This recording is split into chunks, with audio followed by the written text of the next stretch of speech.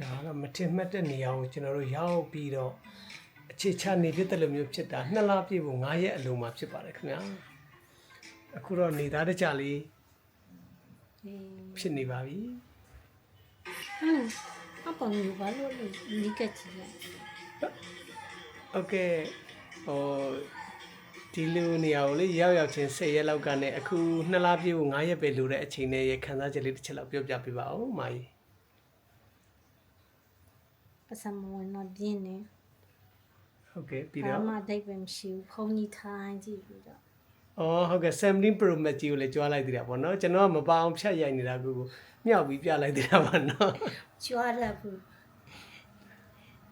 ဟုတ်ကဲ့ ဒါသူကဝယ်ပေးထားလို့တော့ခိုင်းတာစမခိုင်းနေဘူး ဘယ်သူကဝယ်တာလဲခင်ဗျာ အမမျိုးသားလေ အော်ဟုတ်ကဲ့အမမျိုးသားအမကိုရဲချစ်တာပဲနော် မသိဘူးအဲ့